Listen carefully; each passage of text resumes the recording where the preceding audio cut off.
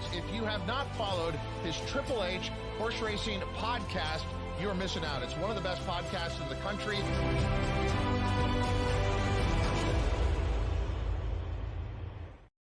Good evening and welcome to episode 379 of Picks and Ponies right here on the HHH Racing Podcast. I am your proud host, Howard Kravitz. Thank you very much for joining us. Can you feel the energy? Can you feel the excitement? We are only 2 weeks away from the 2024 Breeders' Cup. I cannot wait. Our coverage of the Breeders' Cup is going to start next week on Wednesday. We're going to have more than 10 shows, close to 15 hours of coverage right here on the HHH Racing Podcast. That is why you need to make sure that you subscribe on the bottom right-hand side of the screen, hit that notification bell on the top right-hand side of the screen on YouTube so that you know when all of our new content will be shown on the channel, and smash that like button below the video player. We would greatly appreciate it. You can listen to us, of course, on Apple Podcasts, Spotify, and Anchor. Very big announcement. Very big announcement. Our Breeders' Cup Power Picks tip sheet is now available. Again, our Breeders' Cup Power Picks tip sheet is now available to buy. You go to our website, hhhracingpodcast.com. Let me go ahead and share my screen and show you exactly what you need to do. There's our website. There's two ways to do it. You can go to the top there and just click on Breeders' Cup Power Pick tip sheet. You can find out about all the information, what you will receive, how to sign up, etc. As you can see, the deadline to sign up is on Wednesday, October 30th at noon Eastern. Absolutely no exceptions. Make sure you sign up for that. It is going to be tremendous. And if you want an example of our tip sheet, there's our prices. Very affordable. You can just click on there and scroll through our 31 pages from last year and see what it will provide for you. You can also click on the tip sheet button and the drop-down menu will have it there. Anyway, you absolutely want to sign up for this. It's highly profitable, very affordable, inexpensive. Everyone involved in the podcast will be contributing to the Power Picks tip sheet. We've already had in the first 24 hours tremendous response. Please support the podcast, but more importantly, support your bankroll over the Breeders' Cup weekend at Del Mar in 2 weeks. We also have regular tip sheet as well. Look below the video player for that information. Again, in our information, our description below the video player, you can find about our regular tip sheet, which is on Saturdays. I just showed you our great website, hhhracingpodcast.com. All right, we are here tonight, ladies and gentlemen, to talk about a really good late pick 5 on Saturday at Keeneland. And even though the bigger races are over at Keeneland for the first 2 weekends, it just shows you the depth and quality of Keeneland Racecourse in beautiful Lexington, Kentucky, because they have 2 big stakes in the late pick 5, some very good races surrounding that. And I have a very special guest to bring on tonight. Paul Halloran, our regular co-host, will be here at some point. Work got in the way with him. He will be on the show. He told me he's just going to be a little bit late. My other co-host, Pete Visco, is out of town. But we have a tremendous guest that I'm going to bring on right now on the screen. This gentleman has been a long-time public handicapper in California, now lives in Lexington, Kentucky. I had the pleasure of meeting him. I followed his work online many, many years. He always gives out some very interesting angles, and I'm sure he'll give us some winners tonight. Let me bring out our special guest from Lexington, Kentucky. It's the Uber Capper, Mr. Ellis Starr. Ellis, how you doing tonight? I'm doing great, Howard. Thank you so much. That was an amazing intro. I really don't think I deserve it, but I appreciate that. I appreciate anyone that appreciates the work any public handicapper puts in. And just every once in a while, I ran into somebody else on the handicapping contest Saturday, which I didn't do well in, the big one. And he gave out for some horse that I gave out like 15 years ago at like 18-1. And all I could do is, try and be humble and say, thank you. I know it happens. And, just try and not only give out picks as you do, but to tell people what goes into the thought process and maybe help people get a couple more bullets for their arsenal, because I never felt that I had it all down. I like to learn every day when I talk to people like yourself. We share angles, or we sell handicapping, why somebody likes a horse. And, it's a moving target handicapping these races. It sure is. And, handicapping changes over the years. You've been at it a long time, a little longer than me, but I've been playing the horses for probably 35 years at this point, at a very serious, higher level, I'd say about 15, 20 years. And you got to change. You got to roll with the times. And, replays are a lot more available. It's hard to get, you got the CAWs. We could talk for hours, Alice, but we are here to talk about Keeneland. And now you've sort of relocated. How long have you been in Lexington now, Alice? I moved here in 2001. Just a beautiful place, because I still have a job working for Equibase, but I do a lot of public handicapping, as you said, our race of the week and selections for Keeneland's website, up the track, some of the ADWs. And so it's a good place to be, right now, particularly in the middle of the meet. The weather's been phenomenal. Today it was 60s and just tremendous racing. We haven't actually had a day where the main track's been other than fast, which has been fantastic for the fall. And in fact, they've been watering the turf course. I saw it was listed good today. I think that they just want to make sure they keep it, they want to save it, so to speak. I mean, if you don't water it, just like anything else, it's going to become like the Durf that used to be Gulfstream. Now they've sort of, and we don't want that. Keeneland is one of the most beautiful turf courses in the world. I had the pleasure of walking on it and being on it when I saw you 2 weekends ago as part of the media, and it's very lush, and they want to keep it that way. So I don't blame them watering the course a little bit to keep it fresh. No, it's been great. Actually, the real reason today it was good is because it was frost overnight. The first day we had a frost warning. It was 34 degrees overnight. So I went this morning early to do our Inside Track podcast with my co-host Ben Kudla, and it was frosty. So that was just a lot of moisture just dried out on the course today. But they've had to water the main track as well. But we did have that, unfortunate Helene came through not that badly. It came through right before the meet started. So there's a lot of water, and the turf course looks beautiful for having been run on for 2 weeks. I'm happily surprised by it. It sure does. Alice, in the background, we got our co-host. I'm going to bring him on. I don't know if you want to move your camera down a little bit. You're a little bit low on the screen, Alice. I'll leave that up to you. But as I do that, let's bring on our wonderful co-host from the East Coast of Maryland and the Saratoga special newspaper, and I'll let him talk about the Cody's Wish book and movie news. Let's bring him on. Paul Halloran. What, Paul? There you go. Paul, Ellis Starr is here. How you doing? Hi, Ellis. How you doing? I'm doing great, Paul. Nice to see you. Paul, thanks for coming on. Good to see you, sir. I know you had a little work on the way, no problem. Why don't we start off real quick? Well, first, let's see who's in the chat. Ellis, we have a very active chat. We have a huge following. Our listeners and viewers are fantastic. Paul Conlon, you'll see on the bottom of the screen, Ellis, is here. Paul Conlon actually is from North Dakota and likes to drive to Keeneland. How about that? From North Dakota. Breeders' Cup season never disappoints. The Gallup, Ryan Anderson, one of our co-hosts on another show, is here. What's up, Ryan from the Gallup? We got Tom Espinoza, who's from San Francisco. Alice, we got people from all over the place here. Terry Frank is here. Terry Frank is from St. Louis. Race Lens. He loves it. Big fan of Race Lens. So there you go from Terry. And a guy named Noah Maher said, thought you were bringing me on for a second. Got nervous. We're good. No, we're all good. Noah, of course, host of a new show, Alice, that we have called Pacific Horse Players. You met Noah actually in the green room, one of our fine young handicappers. Paul, before we get into the late pick 5 at Keeneland, breaking personal news for yourself, if you'd like to, why don't you share what happened last weekend? The contest, we'll ignore that part, but you had much bigger news going on as well. Why don't you talk the contest? We made it to the 8th race out of 10. Howard, that's not bad, right? Not bad. I got rubbed out by Soprano, like many other people. Yeah. Both on TV and in real life. Which is too bad. I mean, I wouldn't have had that bomb in the ninth, but certainly any penny I had left would have been used on the Godolphin 1 in the last race. But that's another story for another day.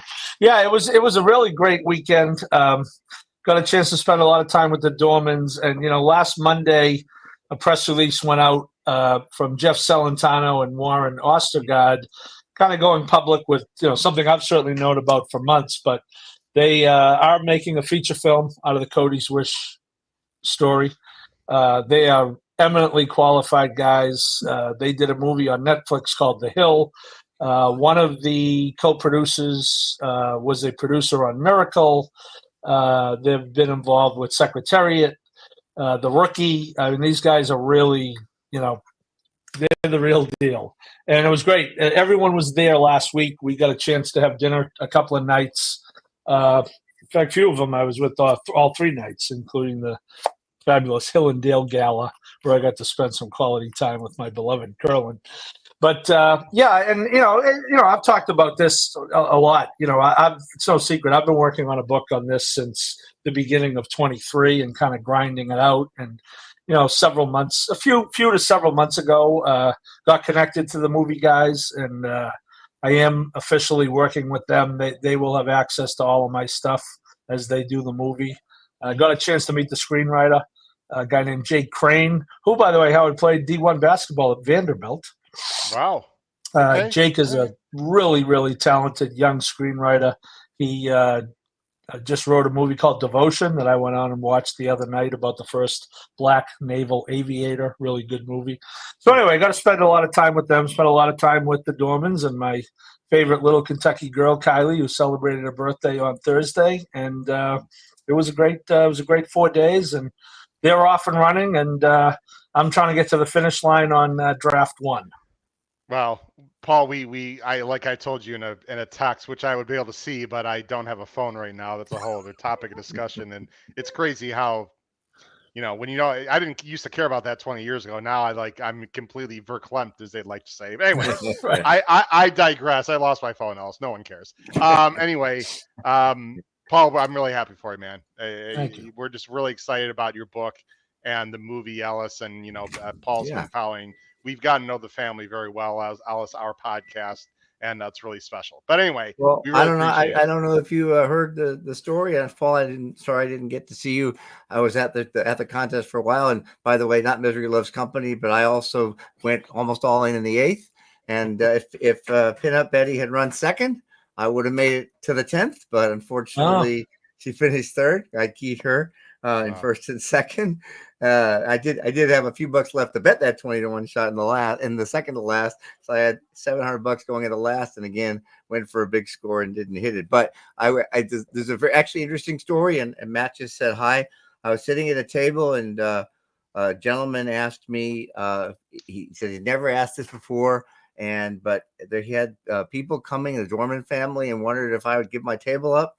And I was right next to his table. Oh, that was you. That was me. And and it just, I said to him, no problem, because I usually go and hang out in the press box anyway. Luckily, I have a pass, so I hang out in the press box during contests just to get it quiet after I have my lunch. So I had my lunch and dessert, and I got to meet Kelly. Oh, yes, and you took them up there. And then yes, I thought that. All well, Paul. yeah, said, there you go. Have you ever seen a race called not the race call, but the press box and the chart callers, and they watched part of a race being chart called, and they watched they came to the press box and everybody in the communication staff, and it was just a joy for me to spend time with them for everything they done for racing. And the coolest part was our press box usher, a guy named Mike, who lives a few blocks from me here at Lexington. He's an older gentleman, and as they were left, I introduced him, and he spent 5 minutes talking about how much Cody's Wish meant to him and his family and the industry and everything, how much Cody meant as well. I mean, Cody and Cody's Wish meant to the industry and everything. So it was just a joyous day for me, even though the contest was bad, because I did that. Yes. And that was me next to Matt, and I gave my table so the Dormans could have a time sitting with everybody. And it was my pleasure to do so. Yeah, Matt told me what was going on, Ellis, but I never made it that far over there because, he's, it's Catherine. You take caller. Yeah, my daughter was calling in. It's her birthday, so my wife will call her. Anyway, yeah, I never. Well, if you got to step off for a minute, you can wish. No, I'll get her later. It's going to be her birthday for 4 hours and 15 minutes. All right. Yeah, so Ellis, Matt takes charge of everything. So once they arrived, Matt he told me the story. I just never made it over to your table when they came over. Wow, that was very nice of you, and they had a great day. They weren't sure they were going to be able to come that day because they didn't know what they might have for responsibilities, but Yep. they had pretty much completed what they needed to do with the movie guys. And, I talked to them in the morning, and, I knew I could get them tickets in the Phoenix room to join me, but we still had to get a table. So Ellis, you were the MVP of that day. Well, All right. Well, Matt Miller below Alice had some nice things to say. Look, we need to move on, guys, from the schmooze fest. We got handicapping. Yeah, come on. Let's go. But anyway, glad you guys had a good weekend, even if the contest didn't quite work out. Guys, late pick 5 on Saturday at Keeneland. Let's jump right in right now. And I've got the Aquabase entries here. And then, Alice, you're going to see, let me take this banner off. And Alice, you're going to see our picks from the three of us scrolling at the bottom of the screen. And Alice, as a guest, you will always go first, sir. So no pressure. Here we go. Late pick 5 Saturday starts in race 6. As usual, 340 Eastern. It's an allowance optional claiming 80,000, 6.5 furlongs. I thought this was a big and very interesting field. Of course, they're on the dirt. It's a field of 10 with a pretty heavy morning line favorite from our good friend Nick Tamaro, the number 4, I believe it's pronounced Waiko, for Wesley Ward and Frankie Dettori, 3-2 on the morning line. Let's see if we're going to go with that horse. And, well, Paul is. I'm going 10-4-8. Paul's going 4-2-9. And also going 2-4-3. Alice, we're going to start with you. You're going to go with number 2, Scoot Daddy, for Marty Drexler coming in from Woodbine. And Tyler G, 6-1 morning line, is in for the 80K tag. Let me bring up the PPs and tell us what you like about the number 2 horse. Well, I'll make it kind of simple. Basic methodology. This is actually my Keeneland race of the day for the website too. If people go to Keeneland Expert Picks, you'll see that. Scoot Daddy in top form with a win. The win came at the same optional non-winners of 2 allowance level. He was protected last time. He was actually in at the non-winners of 2 condition, and he won. And now he's back at the same level for 80,000. There's a cliche most of our mothers have told us, and I love to say this, is that now I learned to say it right, is that you can't have your cake and eat it too. And that means, you can't have your cake and then have it available to eat a second time. Well, in racing, you can do that. You can win an allowance, non-winners of something race, and then you can come back at the same level as long as you're willing to go in for the tag. And that's what he's doing. It's a reclaim by Drexler. Drexler lost the horse last September, October last year at Woodbine. Ships down. The horse, even though the race is on Woodbine, he's won on dirt, and he put in for the all-weather track at Woodbine, sensational workout of 46 and 2/10, best of 70 on the day. So he looks really like he can win 2 in a row. 4 Waiko, favorite, won at Keeneland a year ago off a layoff, coming back off a layoff again. That was July to October. This is April to October. He likes to run second as much as first, actually third. He's got 2 wins, 2 seconds, 5 thirds. But considering he fired at Keeneland at the one lower level off a layoff at 7, and it's Wesley, got to use him in the pick 5. I'm not going to take a stand against him. And the 3 Principe Carlo, just a horse people I don't think are going to see coming. This horse actually was beaten a nose in the grade 2 Triple Bend. And this is why I use race lens, because I get lifetime PPs. A nose in the grade 2 Triple Bend in May of 2022 with a big effort. He's been bouncing around from a couple trainers back and forth. His main trainer is a guy named Librado Barozio in California. He won in January of this year at Turf Paradise, but it was an 80,000 stakes. He's run 3rd, 4th, and 3rd in his last 2. He should fire off a layoff. He actually went to David Jacobson's barn, but didn't race in New York at all summer. And he's got 9 wins in 39 races, 5 for 11 at 6.5. So I can't leave him out of 20-1. I'll tell you what, Principe Carlo was a really nice horse at one point. He is 8 now. David Jacobson, as usual, else, very tricky to figure out. Sometimes I love him, sometimes I don't. I was trying to beat him with Stage Left earlier in the meet, and Stage Left won, but then he had another big favorite that lost. He's a guy that could sneak up on you. Paul, Alice just talked about the number 4 and the 2, but I'll also let you touch on Waiko, who I'll tell you what, when he won October 8th, 23, Paul, I remember that very well. I mean, he was 5-1, but he ran so well. It was just crazy. He likes Keeneland, but he seems a bit ouchy, Paul. I mean, he doesn't run a lot. I think he's hard to trust. You do have him on top. I'm guessing he's an A for you, but I'm also guessing you would never put a win bet on him at probably anything less than like 5-2. I shouldn't speak for you, but I'm assuming you feel that way. Yes, yeah, and I'm really glad to see Ellis took the 2 because I was very close to taking the 2. I have him second. I got him marked as a price at 6-1. Marty Drexler, who runs it, as you said, Woodbine Gulfstream, at least on formula, the last 5 years he has not started a horse at Keeneland. So we'll see what happens there. But I did Wesley off this type of layoff, 180 to 270. He's 23%. If you make it a dirt sprint, he's 24%. I mean, that's a certainly respectable effort last time out, albeit 6 months ago. But, I think with trainers, you're either willing to bet them off this type of layoff or you're suspect. And I just think Wesley's one of the guys I'm willing to bet. So I was hoping to, if I were playing the race vertically, I'd be hoping to get maybe a price underneath. I threw in Raylo third with the 9, another unproven Keeneland. Rowan Crichton is 1 for 5 at Keeneland the last 5 years. The 1 was all this year. Those are all this year. I think the 4 is formidable, but you're right. I would never bet him to win, but he will be a straight A in the pick 5. Yeah, the speed, the early pace situations are a little bit tricky, Alice. They've got the 6, the 9 and 10 up front with the 6, and they have your 2 pretty far back. Do you believe? I don't know if you agree with Time Form or follow Time Form US. I'm a big fan of Craig Milkowski, Alice, and what they do there. Do you think the 2 will be as far back as you see on the screen? And if he is, would that be a big concern to you? No, I don't see him being further back than 4th or 5th.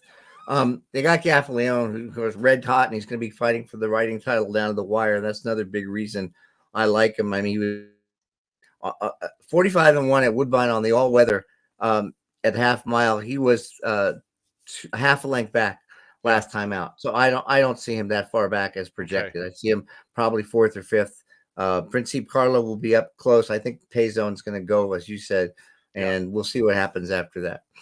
Guys, I'm going to take a little shot here with Fort Warren. I have mad respect for Ron Ellis.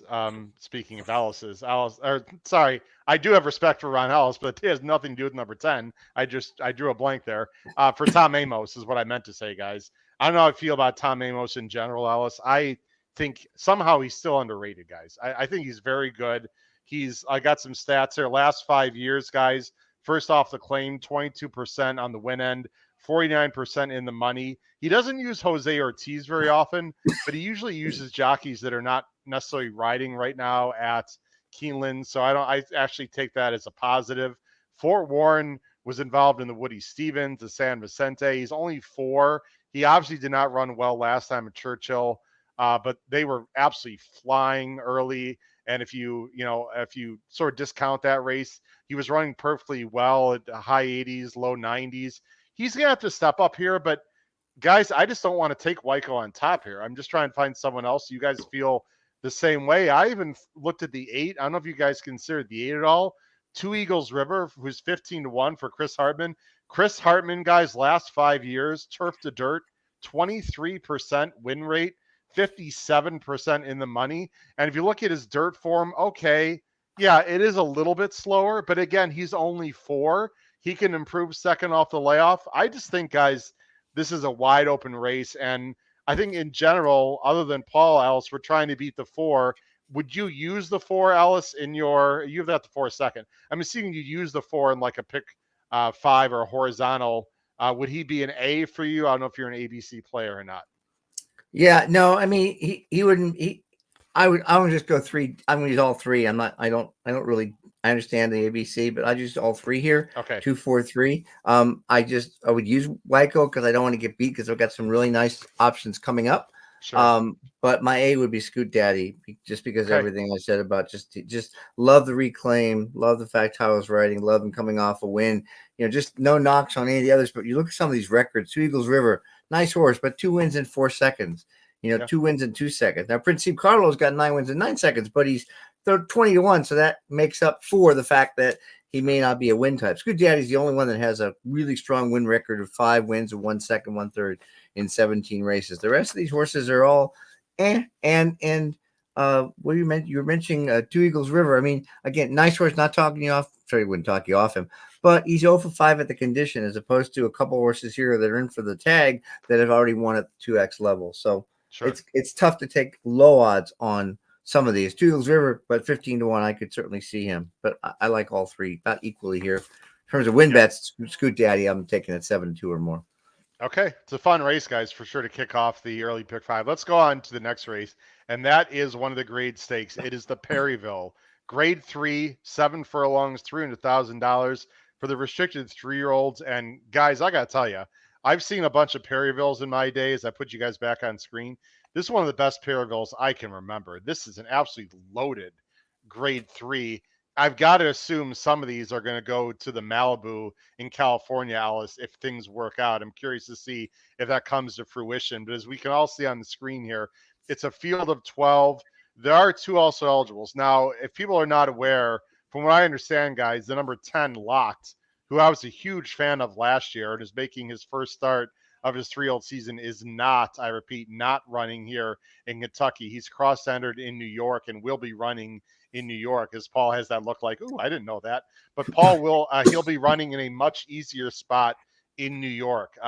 So that is from what I understand. So Locked, again, the 10 will be out of this race, and that'll bring in at least 1 also eligible. The Moorlane favorite, though, is a horse, Paul, that we've had a bit of a history on the show because you know the owners, and we had one of the owners of Bookham Dano, Alice, on this show in the spring.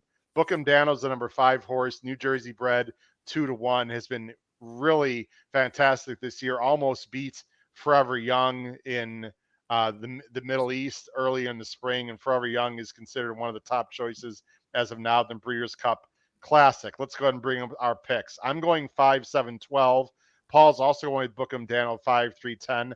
Alice is going to go a little bit off the reservation here. He's going to go 1, 4, 5 and try to beat Bookham Dano. So Alice, you're first. You're going to go with the number 1, Henro, for Hartman and Bejarano at a juicy 12 to 1 morning line. Why don't you talk about your top choice?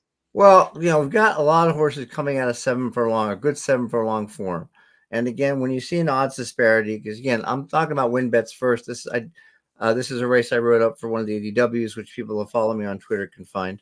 But I am looking for representative races. That's the way I handicap. And if the value's there, even better. So Henro won the Harrods Creek at Churchill, 7 furlongs, not graded, but $295,000. I think 300 is a reason they don't go to 3 for some reason. This is grade 3, 300,000. This is the same race. He just won an identical race to the Perryville, a field of, what was it? I forget, 6. Looks like field of 6. If I watched the video, it was fantastic. 3 wide, 4 wide actually, and going away. Bejarano, talk about Chris Hartman again. Just a really nice horse. Horse won the Iowa Derby 2 before that, around 2 turns. So, he's a versatile horse.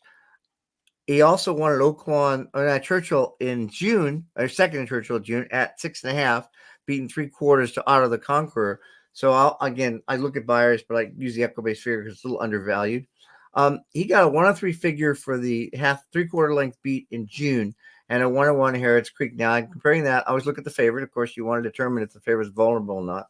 Bookham Dano 2 to 1. Okay. He got 104 for the Stevens when he won, 108 for the Jersey Shore, and 105 for the Jerkins, and also his buyers are, you could see 100, 101, 104.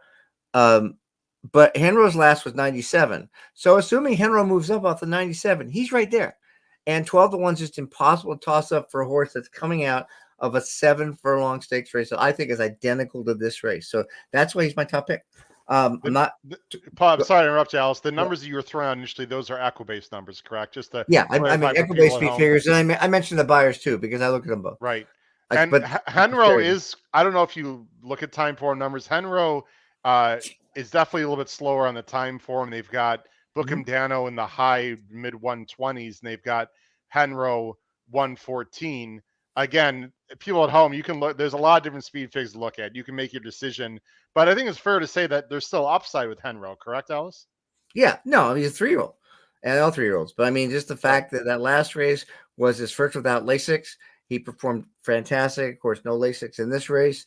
And Raphael rode him great. He came from the 3-post. This time he has the rail. And that's just a great race. And again, even if Bookham Dano's better, he's not 6 times more likely. Probably, I should say. If I make an odds line, Henro's maybe 4-1. Book 'em down maybe 5-2, but they shouldn't be 12-1 and 2-1. So that's why Henry's on top. The 4 Houdet, same thing. Horse was second in the Lafayette Stakes, which is the exact identical race to the Perryville, but running spring in Keeneland. And he read second in that race, closing from 5th.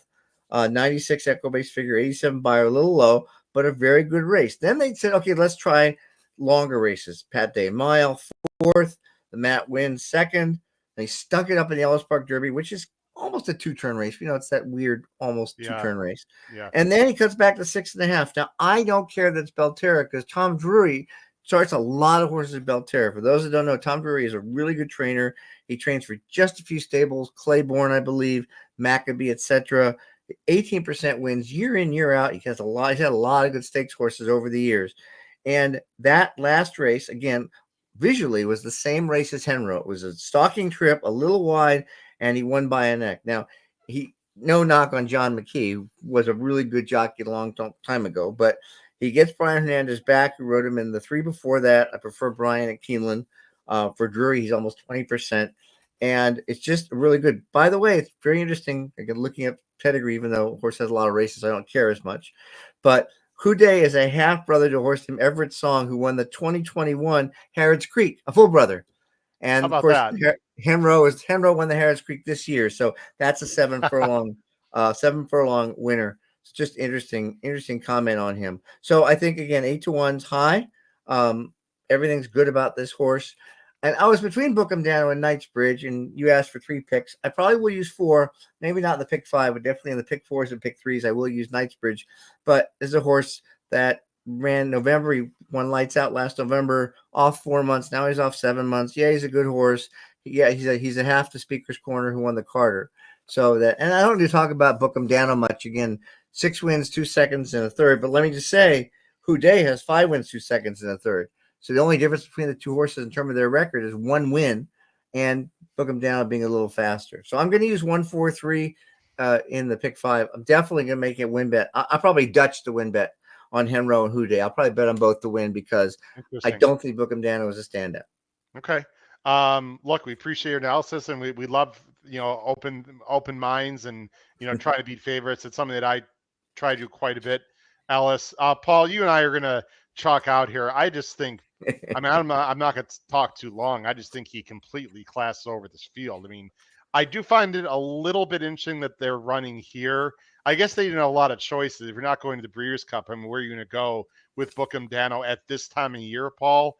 I know they were considering the Breeders' Cup Sprint with this horse a little bit. This is obviously a much easier spot, but this is not an easy spot. As Ellis pointed out, there's some good horses here. He's going to have to run, I'll say, his B+ effort to win this. Yeah, of all that Ellis said, I hope he's right about a lot, but I hope he's right about one thing, that Book'em Down is going to be 5-2. Because if he is, I'm going to quote you, Howard, I'm going to do something very irrational. There's no way. I say 7-5, Paul. I say 7-5, 8-5. Oh, so there you go, pissing on my parade again. Thank you, Uncle Howard. How's your phone doing? Can I call you? Oh, sorry, I can't call you. Good. Sorry. Oh, I do have the Saratoga Spring Water though tonight. Just there you go. You see if you can make a call from that bottle. No. Anyway, the one thing I would just say is, on paper, his quote worst race was the last time third. Not only go back and watch it, but you just have to know how Saratoga was playing that day.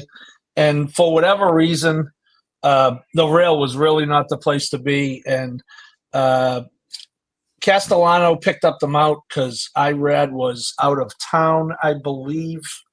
And he just coming home, he really had no other choice.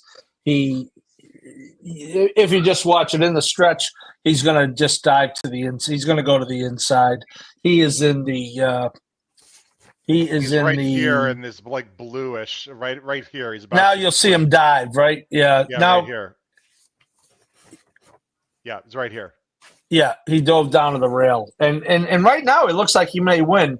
It just wasn't the place to be, and not to mention Domestic Product and Prince of Monaco are real horse. Domestic Product's going to be a force in the dirt mile, and I believe Prince of Monaco is going in the sprint, right? So, and the reason that I don't think they want to run 6 furlongs, and their end game is back to Saudi.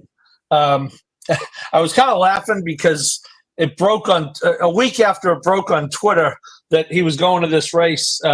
Derek Ryan told me at Parks on Pennsylvania Derby Day. I said, "Hey, where are you going next?" He said, "Well, we're not going to the Breeders' Cup. We're going to the Perryville." So I'm a great reporter. I let that sit for a week, and then it broke on Twitter a week later. But no, they want to go back to Saudi again this year, and that's the plan. They don't have Breeders' Cup fever, and I just think if he gets a decent trip at all, I really do think he's a standout in this field. I have two horses that I'll quickly, as we're going a little bit long here, but that's okay. I have two horses, Ellis, that are sort of similar thinking. I'm just going different horses. Guys, what's wrong with Patriot Spirit? I know he looks a little bit slow on paper, but I was there when he won the Illinois Derby. Ellis, I live about 40 minutes north of downtown Chicago. I was there that day. It wasn't the best field, but he did it really well. I was very impressed with his Colonial run. Now, I know that track is very fast. Those times are a little bit misleading. I mean, he won, 1 and 1:14 and 2. But this horse is an improving horse who's versatile, sort of like Houday, right? And your top choice. He's versatile. He's improving. Michael Campbell, unfortunately, you know that name because he won the last race on Sunday in the contest with a big price. And he spots his horses very well, Ellis. I think this horse won't be that far back. And I think he's interesting at a big price of 15-1, maybe not to win, but at least hit the board. And another horse that we all probably remember, Epic Ride at 20-1 is completely ridiculous. Now, I know this is a tough spot. He hasn't run since the Derby. He ran numbers early in his 3-year-old year, Alice, that weren't really that far off. I thought he ran very well in the Bluegrass. I do like the outside post guys going 7 furlongs on almost any track because Morales can just break, look to his left, and make some decisions. I think he can, get up for at least a small piece at 20-1. So, Paul Ellis, my general thought, and Ellis feels the same way. I'm against Knightsbridge. I mean, if the 3 wins this race, guys, I gotta tell you, he's an absolute superstar if he wins this race. This is a very tough spot for his comeback. I know he's been, uber impressive, not to steal Ellis's name, but I mean, Ellis, isn't this just a really, really tough spot? Paul, I should let you talk. Yeah. You've got him second. It is Godolphin, and Paul has some Godolphin connections, Ellis as well. So I don't know if you've heard anything, Paul, but boy, he's gonna have to run every bit as good as he ran earlier with a tougher field off a long layoff. Yeah, well, I think the fact that they are bringing him back in this spot might be an indication. That was an impressive race, although it was an interesting race. They went the second quarter appreciably faster than the first quarter, which I thought was interesting when I looked at the internal fractions. Then he just pulled away. But, again, I think Bookham Dano's a standout. I think within the race, this is the horse you try to beat. I'm certainly not going to get knocked out of the pick 5 if he wins. It's an aggressive spot, but I'm kind of one of those in Mott. I trust guy. He brought Cody's wish back off 6 months into the Churchill Downs on Derby Day, and you know what happened there. So, but it is as it would have been for Locked, Howard. This would have been a similarly aggressive spot for Locked, and obviously, according to your info, they opted not to. So, if he wins, I agree with you. If he wins this. Who knows where the ceiling is? Yeah, it's gonna be a great race, guys. It's a lot of fun. Let's go on to race 8. It's the third leg. It's an allowance race on the turf, mile and 16th. Rail is out a little bit, 10 feet. I'm assuming the turf's gonna be firm after it was good. It's gonna be warming up a little bit this weekend. We'll see. Yeah. Morning line favorite here, big field of 12 with an AE. The morning line favorite is the very talented number 10, Dripping Gold. For Shug and Tori, but you've got some real nice ones other than that. Let's look at our picks right now. I'm going 3-12-1. Paul's going 12-3-2, and Ellis is going 1-2-10. Ellis likes those 1 horses on Saturday. Ellis, Paros is a horse I like a lot. In fact, Paros is a horse I tipped out on our Power Picks tip sheet when he won at 5-2 at Saratoga. Mm-hmm. This horse has got a wicked close, is really good. My only concern is the step up in class, but as you see, I like him a little bit also. I've got him third. He's 8-1 for Maker and Sias. Well, let's talk about class for a second. It's interesting for me. I Dripping Gold, I used him because his last one was powerful, but he ran 9 times at the non-winners of 2 level and finally Yep. broke out last time. Yeah. Now Paros ran at the non-winners 2 level 4 times, but only one of them was for Mike Maker off the claim. That was that last race. Yeah. And he ran that last quarter. Fractions were a little slow early, but he ran the last quarter in 22 and 2/5. 22 and 2/10, I should say. 22 and a fifth. I mean, he just cooked. Now, Ortiz gets off from Miranda Wright, so I don't know why for Mark Cassidy. I can't see that at all. But I have no problem. Saez writes a lot for Maker, and he just fits perfectly as a non-winners of 2 X winner in a non-winners of 3 X race. The rail saves ground. He's going to be closing. If Saez finds a spot, he goes. Yeah, I'll be kind of quick because I want to speed up a little bit. Bold Discovery.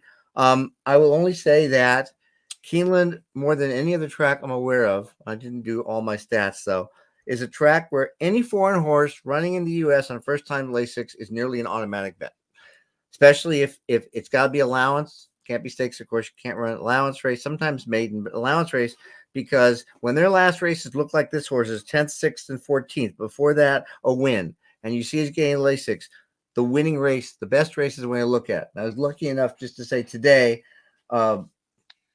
Nanda Dia won first time U.S. Lasix Argentina. Aussie Girl won the 8th race, second time U.S. first time Lasix coming in from Europe. 2 winners, 3-1, 9-2, both exactly the same angle. Allowance horses on Lasix U.S. It's not about medication. It's just about look at that race before they had the bad ones. So 12-1 on a horse like this. Blinkers on for Andy McKeever on a horse that won a Group 3 last May, and 10 Dripping Gold because he won by 6. If any of them scratch, I use the 12 Taking Candy, who'd be my next horse out. Okay. And Paul likes the 2 a little bit. He's got him third. I Bold Discovery is a C, Ellis, just because of what you mentioned, the Lasix, the blinkers, but obviously he's got to turn his form around. Paul, you're going to Taking Candy, another horse that we tipped on the Power Picks tip sheet that was successful at Saratoga. Let me go a bit to that horse.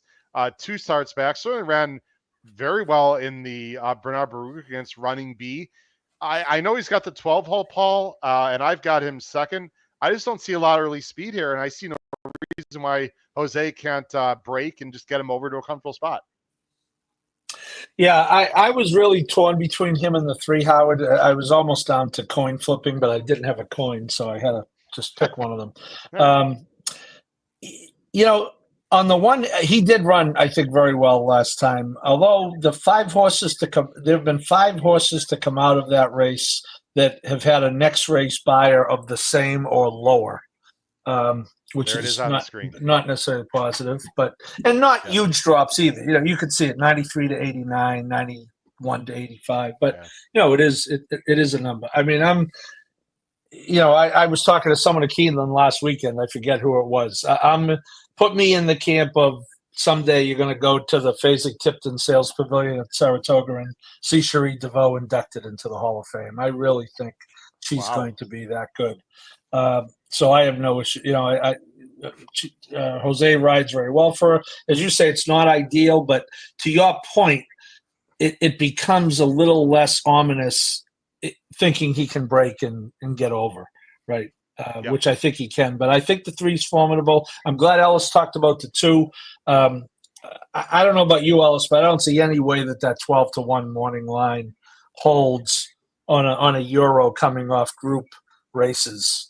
Not to mention Lasix blinkers. I mean, it's a kitchen sink horse. So that horse will certainly be on my tickets. I think Andy McKeever's only had 1 foreign shipper in the last 5 years. There's not one. So it's just interesting. Brian Hernandez. The whole thing, everything about him interests me, but 12-1 interests me the most. I don't know if we'll get that, but we'll get half of that, Ellis, though, won't we? We'll get 6, don't you think? No, I think we'll get over 10, only because McKeever's not as big of a name as the other ones. Yep. And you've got people looking at Taking Candy is going to take money off the fact that he's got 3 wins in 2 seconds and 2 wins in 2 seconds in the last 4 or 5, and Dripping Gold off a 6 length win. I think the morning line's pretty square here. I'm pretty sure Bold Discovery will be about 10. Paris I'm worried about because he was 5-2 last out and he's 8-1. I think he'll be like 4-1 probably. Ellis, is the 2 the kind of horse that you almost would wish take a little bit of money, which tells you that he's ready and is bettable? Or, I mean, if he's cold on the board at 15, would you be against, or you just don't care what the board No, is with this two? so the contrarian to me says I don't care. Okay. The horse today that I really liked was 9-2 morning line, went as low as 5-2, went off at 3. And I had mixed emotions about it because I loved line 9-2 because the horse had a fantastic record in Argentina, 6 wins in a second before one bad race. And so, yeah, it doesn't bother me. I think in this case, if he stays at 10, I'm just as happy as if he gets down to 5. But I'd really rather he stays high. Okay. I'm going with Irish Aces, guys, for Brendan Walsh. This is a lunch pail kind of horse. He's really good. Guys, I just don't see how this horse will not get a good trip unless something happens in the lane. I mean, it's horse racing, but he's got enough tactile speed to be not too far back. I'm assuming he'll be in front of the 1. I think he'll probably be in front of the 2 also, just because the 2 is first time US. You don't know how they're going to break. I just think Tyler's going to set a real good trip, guys. And to me, I think the 3 and the 12, I won't say lay over this field, but I think they are the 2 best horses. I certainly respect the 1 and the 2, and I'm using them as well. But I just think I'm not going to get real cute in this race when I have opinions in other races where I think we can get prices. But I'll tell you what, the first 3 races in the sequence are not easy at all. Let's go to the Raven Run, guys, where I suppose at race 9, I think some people will get very narrow here. I know I will, but let's see what my good friends Alice and Paul have to say. Here's the field for the Lexus Raven Run. This is the penultimate leg of the pick 5. It's a stake for the 3-year-old girls this time, going 7 furlongs, 350K, field of 10. Heavy morning line favorite, guys, the number 5, Emery for Cox and Gaffleone. Here's our picks on the bottom of the screen. I'm going 5-2-3. Look at my friend Paul, also going 5-2-3. Alice is like, man, you chalk eating weasels. I'm going to go 3-1-5. Alice going with My Main Squeeze, a very likable New York bred who's really done nothing wrong this entire year, Alice. My one pushback with My Main Squeeze, and I'm sure you're going to tell me that I'm wrong, boy, does she like Churchill. On fast dirt outside of Churchill, not quite as good, but tell me why My Main Squeeze is going to upset Emery in the Raven Run.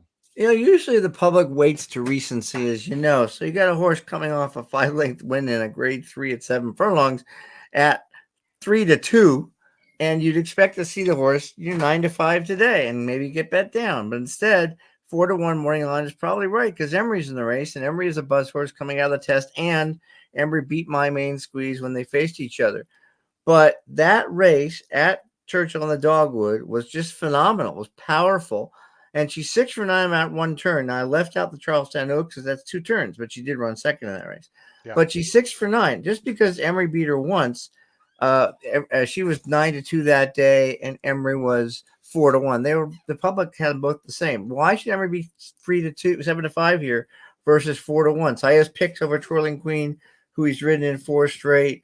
I think the 8 bells at Churchill was phenomenal. Yes, it was sloppy, but then she ran on fast at Churchill. I think Maker not known too much for these dirt horses, but he's got this one just ready to run good. And her Equibase speed figures, now this is where it really gets interesting for me.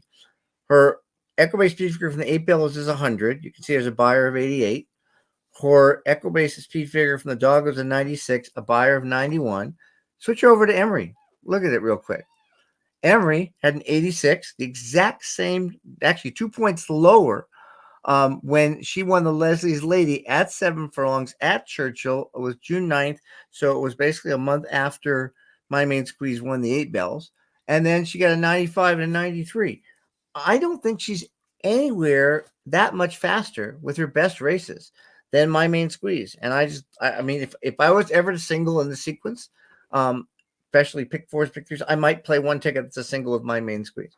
So real quick, Fibber got beat by My Main Squeeze by 5. She was claimed for $100,000 by Hartman, and then she won a 6.5 at Churchill really well with the 89 buyer 102 Equibase. Then she won the Audubon Oaks at 7 furlongs with a 95 buyer. Again, now we're talking right in that same range, 95 buyer. Well, that's as good as anything Emery's run. And here she is at 10-1. And she did nothing wrong when she was second in My Main Squeeze in the Dogwood. Just that ratio of why should she be 10-1? I don't know. And then Emery, I'm going to use her defensively. And I'm in pick threes and pick fours, by the way. I might even throw in the 10 Hall and Ice, who won a really nice 7 furlong race down at Gulfstream. But my main squeeze is really solid play for me. Wow. Okay. Now look, Alice obviously looks for value. We all should be looking for value, ladies and gentlemen. It's something we talk about this on the show. Paul, I would agree with Alice that Emery doesn't like lay over this field at all. I personally feel, Paul, that being outside of my main squeeze is a huge advantage here because again, Tyler can break, look to his left, and make some decisions. I think my main squeeze will probably come a little bit further out, but Emery's going to get the jump on my main squeeze. And I also, Alice, I don't think we're getting 4-1 on my main squeeze. I think Emery's going to be probably around that 7-5. I think my main squeeze is going to be a clear second choice around, I'll say 5-2, and everyone else will be a lot bigger. So I'm not sure we're going to get that price discrepancy. Paul, Emery, I'm just a big fan of this horse. All she does is run. I think she's very good. And I like the time off a little bit for Emery, Paul, also. Yeah, and I'm greatly enjoying Ellis's analysis because it's simple and it's logical. And I'm going to take that tack here. I will be betting ways and means in the filly and mare sprint. So logic would say that I am going to bet Emery in this race. That might be a little less eloquent than Ellis has made his opinions, but I'm going to just say that. I thought the test was really good. I went back and watched it, and I just thought, it was on the square. I think Emery was I'm a big my main squeeze fan. By the way, far be it from me to not want the New York bred to win an open stakes. So I will definitely be using that horse. This horse is going to become a millionaire. Talk about a running commercial for the New York bred program. This is a homebred New York bred who on Saturday will be a millionaire. So there's a commercial you'd probably be seeing on TV. But yeah, I'm fine with the 3. I do think the 5 is better. Same deal as that first leg. No interest in a win bet. But very possibly could be a sole A for me because I want to have multiple A's, I think, in all the other legs. And I use the 2 a little bit. I think is Mayusha. This horse is improving. She's got to improve, Paul. You're limiting her also. I think there's a lot of ways to go if you don't go with Emery. I just don't think my main squeeze is like the clear second choice or even the top choice. I just think there are a lot of ways to go here if it's not Emery. Yeah, I'm with you. I have Musha. Yeah, sure. As a B. I have no issue. I thought that was a respectable race. Brightwork came back and didn't run particularly great. Too Sharp did run great. Yes. So, not in I believe that was an allowance. It was one of the days I was down there last week. It was Saturday, right? He was a 4-horse or big favorite in this. Yeah. Big favorite in the sequence. Yeah. Brand new. I am definitely in on the 2 and 3, but I do have the 5 clearly on top. And I'll use the 6 a little bit too, defensively, maybe on my seed like VV Stream. Came off the layoff last time, ran okay, didn't run great, didn't run terribly. It's McPeak and Hernandez. And, if this horse is 8-1, this is a horse who ran really respectably here last year in the Alcibiades, losing a Candide. So I'll use a little bit of VV Stream as well. All right. It's a fun rendition of the Raven Run. Let's go to last race, guys, right now, and then we'll show our best bets. Race 10, main special, $100,000. It is for the 2-year-old girls on the turf. They're going 1 mile, big field as expected of 12. There are a bunch of AEs. Also, pretty big morning line favorite here. Number 3, Running Away, Wesley Ward and Mr. Corrales at 9-5 morning line. I'm guessing Ellis is not going with the 3. How did I know that? Ellis is not going with the favorite. I'm going 2-8-3. Paul's going 6-10-3, and Ellis is going 8-6-3. So we've all got the probably 7-5 more post-time horse in third. We're all hoping that is correct. Ellis, you're going to go with a horse I thought was fascinating, and I like her too, Ellis. I've got her second, the number 8, High Breeze, French bred, Motion and Sias, 12-1. It's the debut, I'm sure, caught your fancy as well as it as well as myself, will go and watch the replay within your description of why you like High Breeze, Alice. I didn't even look at the replay, but I mean, the Oh, running line looked okay. good. But I All right. am still regretting not betting Graham Motion's horse last Sunday. I can't remember the horse's name. Second time out, 2-year-old going from a turf sprint to a turf route when I knew the stats were good. They were 6 for 29. Now they're 7 for 30, 8-1, and I missed it. I had it on my sheet. I wrote it down, and I didn't make a bet at 8-1. It was just killing me. It was the two horse. It was a half to Mission of Joy because I have that horse. I know. Yeah. Go to Noah Maher. If Noah Maher is still in the chat, he has a story to tell. Our wonderful friend Noah Alice had a $10 exacta with the 2 over that first time starter 11, and he had a huge score. Sorry you didn't, but anyway, I want to shout out to Noah Maher for a nice big score last week. Go ahead, Alice. Now I didn't write down the breeding, but I know that the dams had 4 turf route winners, and Motion with that stat 7 for 30. Everything's good. He's been using Ruiz, but now he's going to Saez. This horse should just love the trip. So at 12, I don't think we'll get 12 because she was 7-2. Probably get half of that 6, but I'll be happy with that. The 6. Take note of this. Got beat a neck at Kentucky Downs. Some Kentucky Downs horses are running well, some aren't, but this is a great pattern. 8th in her debut, all route. The horse isn't bred to sprint a bit. 8th first out, was 4th early, 3rd early faded to 6th, and last time out with the jockey change to Torres. No knock to Asmussen's kids, Eric and Keith, but man, Christian Torres is a better rider. And just beat a neck and really moving up. And then obviously the 3 for Wesley with Corral is going to go to the lead and try and, do as best he can to go wire to wire. 10 feet's not enough really to help a lot, but it's enough and could coast on the lead. So 8-6-3. Wesley Ward, guys, 2-turn turf horses last 5 years. Actually, he's better than I thought. It was 12%. But how about this, guys? Wesley Ward last 5 years going 2 turns with 2-year-olds. 2 for 54. Let me repeat that. 2 for 54 with 2-year-olds going 2 turns on turf. I have a similar stat, by the way. It's exactly that. I did a different one. I did Wesley Ward turf route, made the special weight last 3 years, 1 for 25. I got one. Oh, I got one too. Call on me. Go ahead. I got one too. Go ahead. 2-year-old second time starters in turf routes, 1 for 19. This horse is now a lock. Look, she ran well against Virgin Colada, who's going to be in the Breeders' Cup Juvenile Philly Turf for our good friends at Resolute Racing. But that was a very slow pace. I mean, she can win, guys. Let's face it. I mean, obviously she can win, but she just feels like a horse that we all are going to try to beat. Alice is going to do it with the 8. We're not going to show the replay 8, guys, just for time purposes. But trust me, this Laurel race is better than it looks. She broke really slow and came running late and actually galloped out very well. And Motion is very good second time out, as Alice said. Paul, you going to go with the 6. Take note of this, who Alice also mentioned. Why don't you talk a little about the 10, Birkin Girl at 5-1 for Colbrick and Gaffleone, coming from the hills and valleys of Kentucky Downs, an absolute throwout, Paul, I'm sure you're going to say, because her debut was actually pretty good. And exactly. I'm hoping it's a throwout. If she runs 7th here, it won't be a throwout. It'll be a throw up.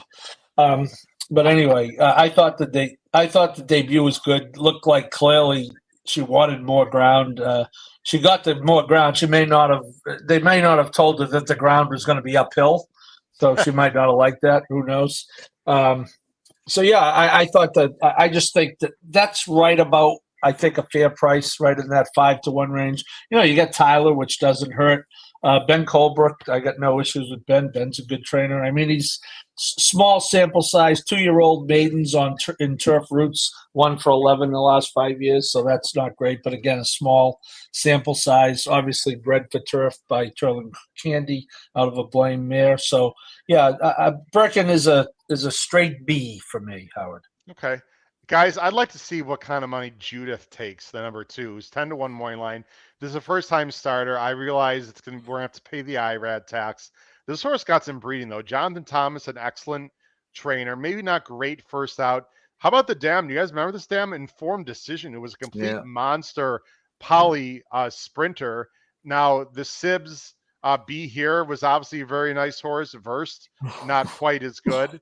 But look, I think the breeding is there. The fact that Irad takes over, it's a Spice Town on the male side, has been working for quite a while and doing it well. Maybe this one needs one, but I'm sort of curious to see what kind of money the number 2 Judith takes. Because guys, I'm just against running away because of all the stats we said, and I'm looking for some other horses. I just don't see a lot of really impressive horses in this race, so I'm going to go with a little bit of a fresh face. Obviously, guys, it is a guess to close out the pick 5. Let's quickly go to our best bets, and then Alice, we got a famous segment if you got another 5 minutes or so, because Paul has a rant of the week where he likes to talk about something. I want to ask you a question about an incident that I think a few people heard about at Keeneland yesterday as well. But let's go to our best bets very quickly, guys.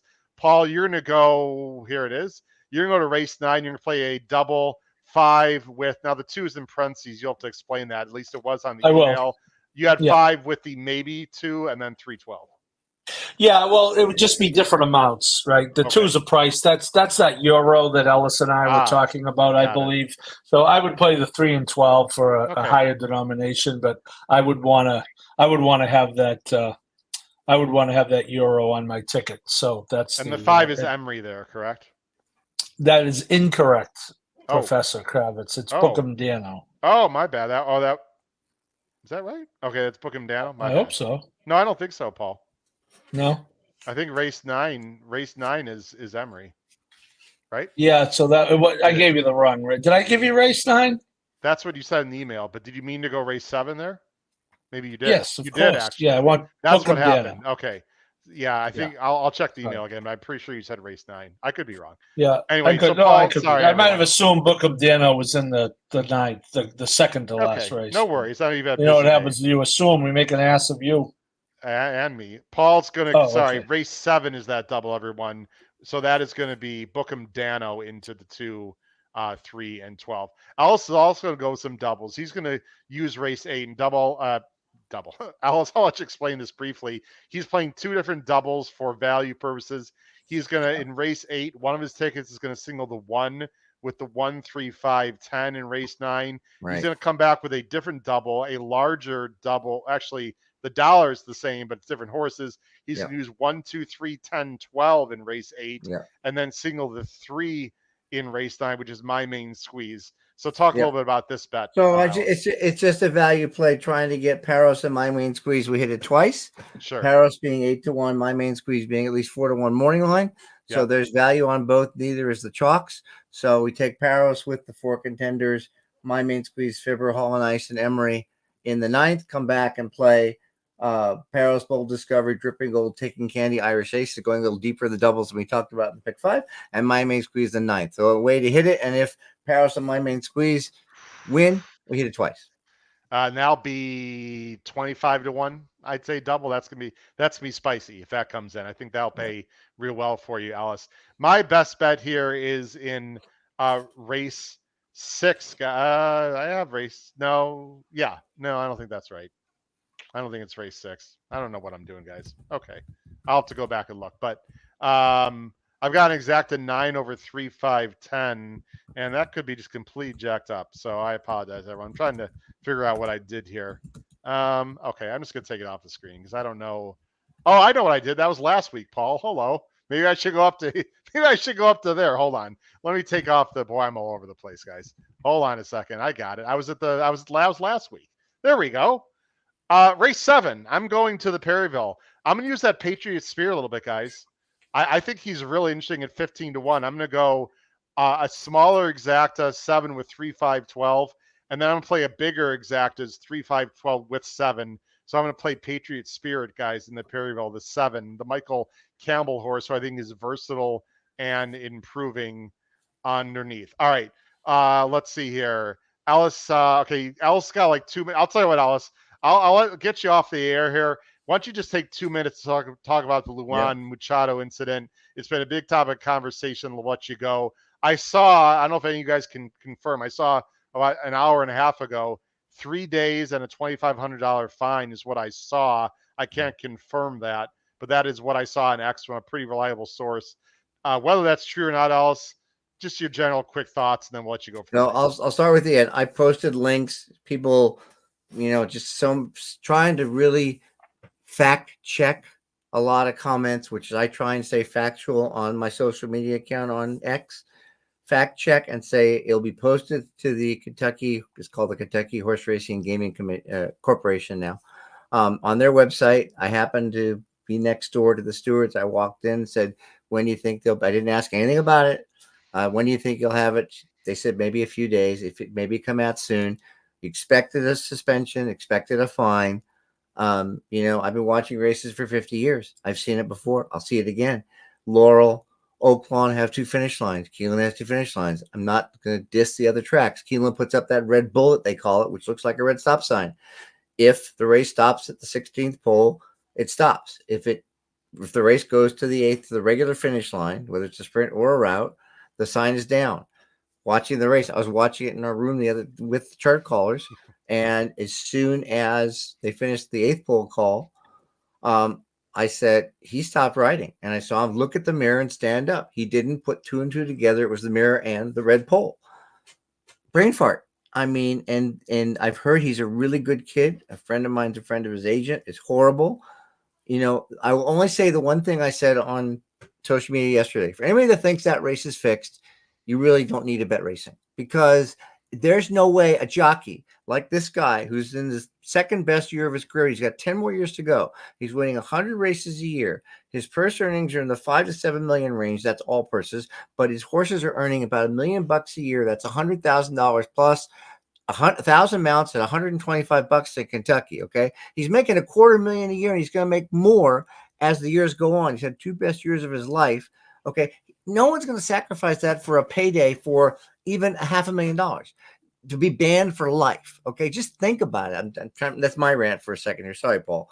Just think about it. I'm just going to say he fixed the race. My rant is going to be what Ellis said. So this is great. Oh, I'm sorry. Just that's all I got to say. If I could talk to these people in person, I'd say, think about it. Say it out loud to yourself in the mirror.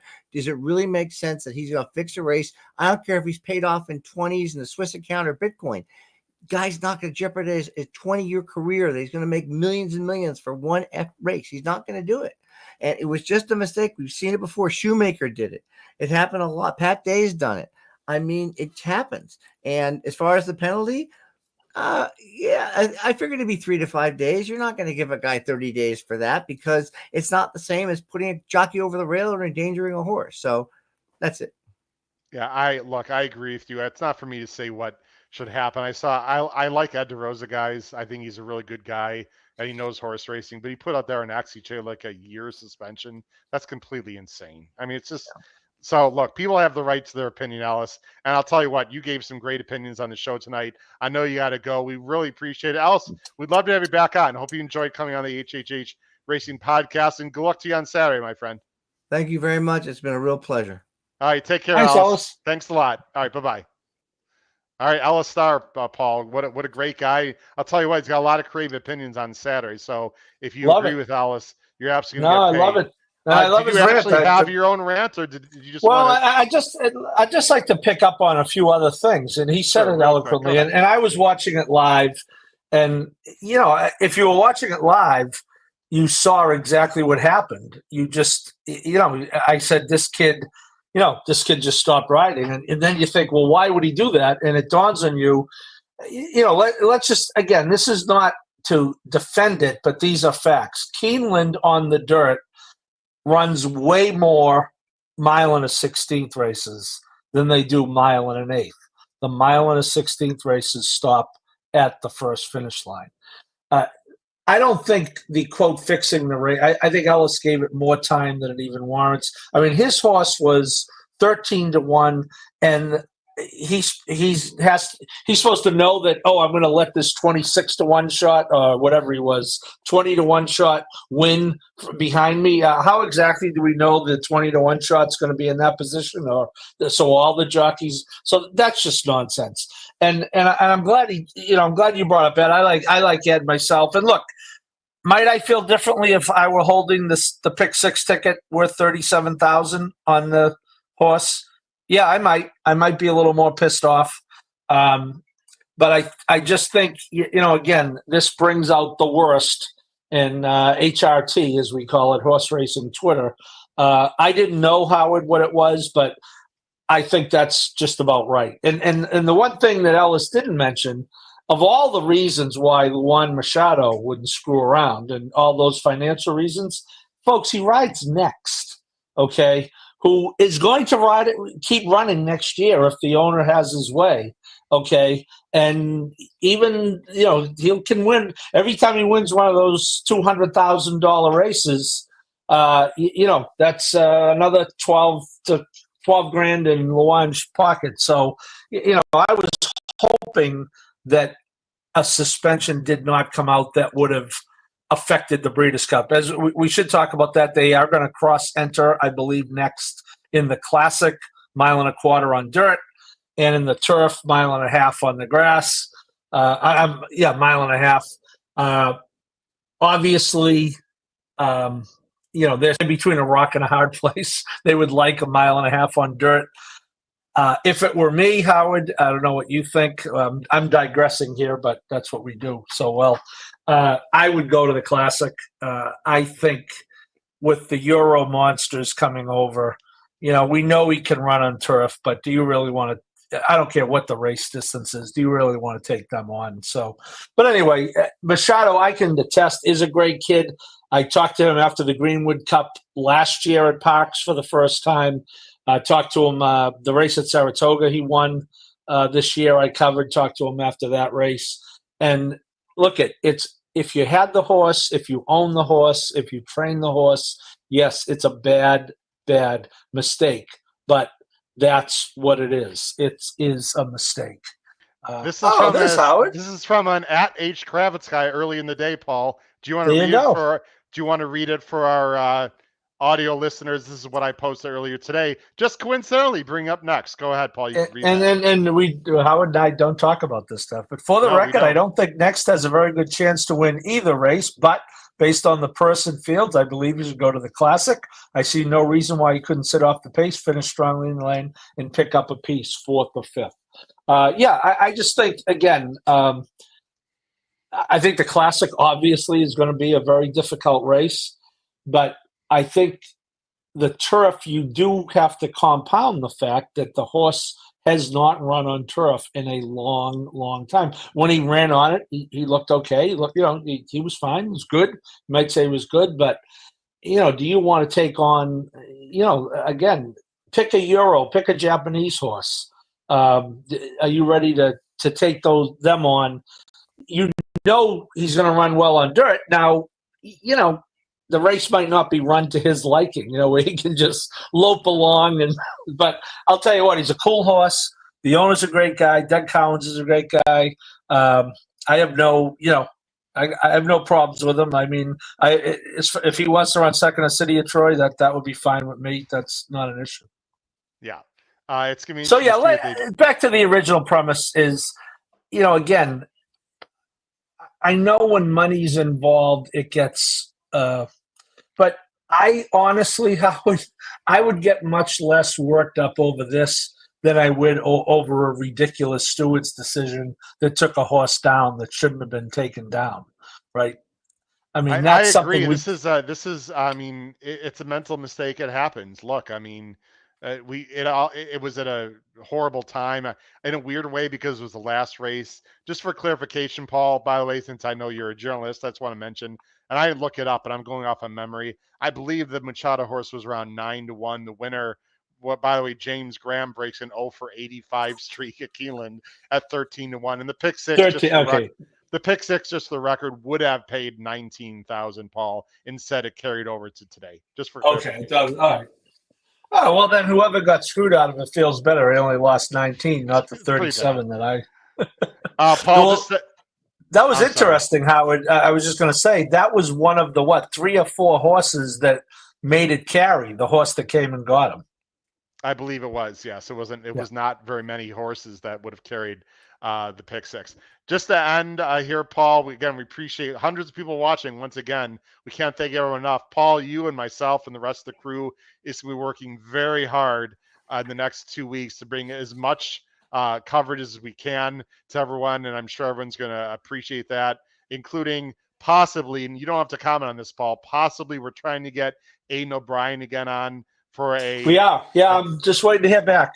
I've reached out to him and someone who works with him, and I will be reaching out again tomorrow. So, Okay, that's the plan. So we're going to... If it works, and it's something we would obviously tape and put on because it would be Irish time. And I mean, Aiden's great, but I don't think he sees the need to stay up to 12:30 in the morning to talk to us two idiots. But we are certainly going to try to get him sometime next week. Yes, and late happy birthday, Aiden O'Brien. Turned 55, I believe, yesterday. Anyway, Power Picks tip sheet is what I wanted to say, guys. Breeders' Cup Power Pick tip sheet. Go to our website, hhracingpodcast.com. All you got to do is click this blue banner at the top, and you can find out everything you need to know about the tip sheet, how much it costs, what it's going to be on it, etc. And then the sample from last year, all 31 pages. People can check out what they're going to receive. Or you could also just simply, from our home screen, just go on the Power Picks drop down and go to the Breeders' Cup Power Picks tip sheet. So anyway, Paul, we got a lot of stuff going on. Saturday's going to be a really good day at Keeneland. I'm very excited to see what happens. For my good friend and co-host, Paul Halloran, this has been your host, Howard Kravitz. It's been episode 379 of Picks and Ponies, Breeders' Cup, 2 weeks, baby. Crush your bets this weekend, though, at Keeneland. Take care, everyone. Have a great night. Bye-bye.